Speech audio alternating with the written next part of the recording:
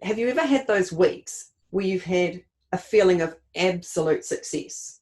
Usually what's happened in the lead up to that week is there's been a lot of planning, a lot of identification of what needs to be achieved, and also how you're going to get there. So you've got that sense of achievement and success at the end of the week.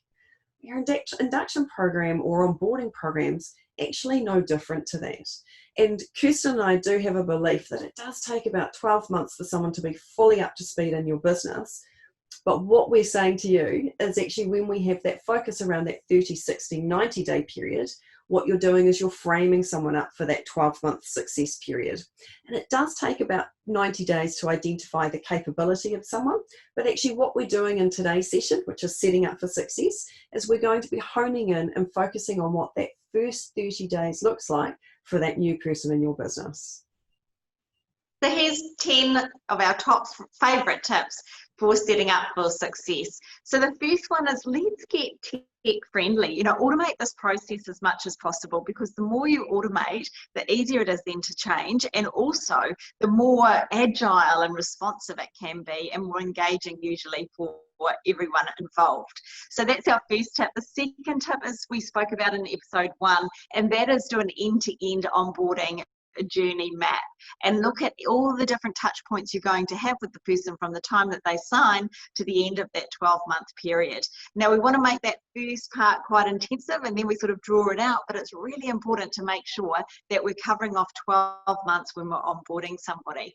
So once we have it mapped out, what we would like you to do then is just to make sure that you really double check each of those touch points to see, is the person who's facilitating that specific area of the onboarding the best person to do that?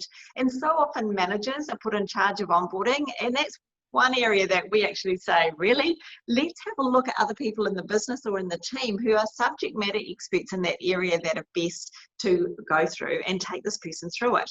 Because otherwise, so often a leader will actually then just go off and become busy in meetings and leave this person hanging. So make sure that the right person is actually facilitating each content of your onboarding plan. And that actually puts in another bit of a spin, is actually making sure you use multi-modalities around your onboarding process. And what we mean by that is not just to have it all online or just all face-to-face or all just reading or all just customer facing. It's actually about making sure that we actually use multi-modalities, so we really engage people's attention, keep their enthusiasm up, and keep them really grounding within the business. The next part, when we are having a look at this, is please making sure that you've got all your resources ready.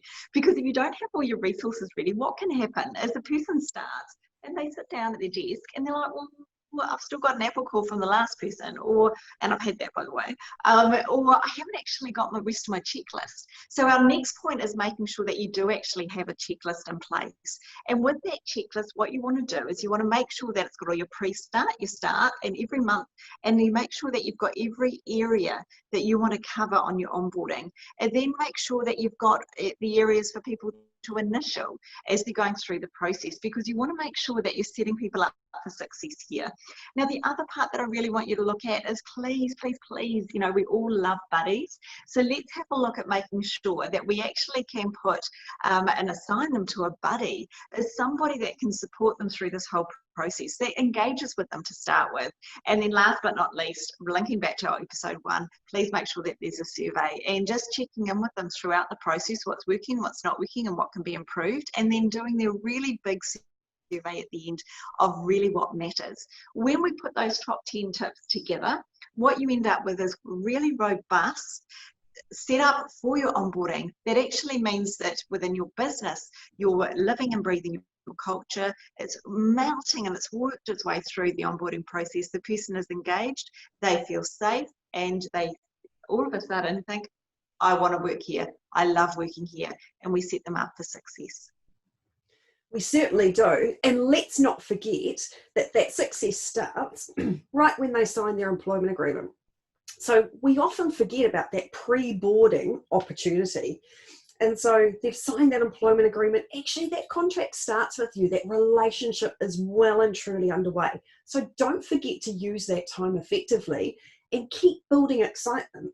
So when they arrive on that first day, As Kirsten's already said, you've got that buddy identified, you actually introduce them to them. Maybe you do a morning tea. You know, first days are pretty tough for people. Everyone's on high nerves. So making sure that person feels that real sense of connection, safety and engagement in your workplace is really useful for them. All those little things. Where are the bathrooms?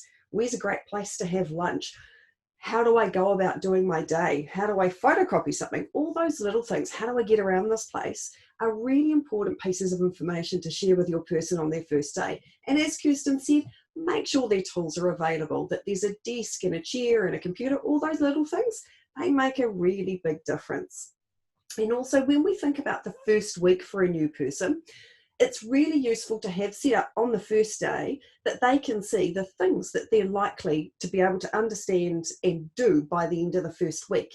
It gives them a sense of purpose and something to work towards so that by the end of the first week, they can go back to that list or objectives, if you like, and say, actually, I can do those things by the end of this first week. And I know what that looks like and I feel really good. I've got that sense of achievement. Then after that first week, we can start looking at building in some product training. We can make sure that we've got that company knowledge being reinforced and embedded again. And we can also start doing some really specific training around what's expected of the person in their role. And by the end of that first 30 days, again, there should be objectives set up for that person so they can sit there and say, at the end of that first month, here are the things that I can do for myself in that role, in my role, so I have that sense of achievement right off the bat. And that keeps building that excitement. It certainly drives the engagement of the individual, and it certainly builds on the likelihood of that person staying in the role for a much longer period of time. It's funny, isn't it, Sarah, how so often, you know, people do start, and especially in that first week, and people just give them like a big wad of processes or systems to read, or paperwork to fill out. Whereas in actual fact, they could have done that, ahead of time. And what I really love too is just making sure when you go through and you look at your onboarding or you're designing your onboarding, you immerse themselves in the job that they're passionate about. So please make sure that every single day from a day one, not week 2, but from day one, that you're setting them up for success by putting them in the job that they're actually employed to do. So if they're in sales, get them out with clients. If they're in contact centers, get them on the phone. Get people really immersed, working in different parts of your business to really celebrate your culture and what your business stands for. So that was episode 2 for setting up for success. And in episode 3, which is our third and final part of this particular series, we actually look at the part of looking at 60 and 90 days and through to that 12 months. So join us for episode 3. And in the meantime, our challenge to you is to go through, have a look at what your onboarding is all about. If you've got anybody coming through, is make sure you set up those checklists, look back at those top tips that we've just shared with you and start putting them in place to make sure that you have a standout onboarding process that creates noise in your industry.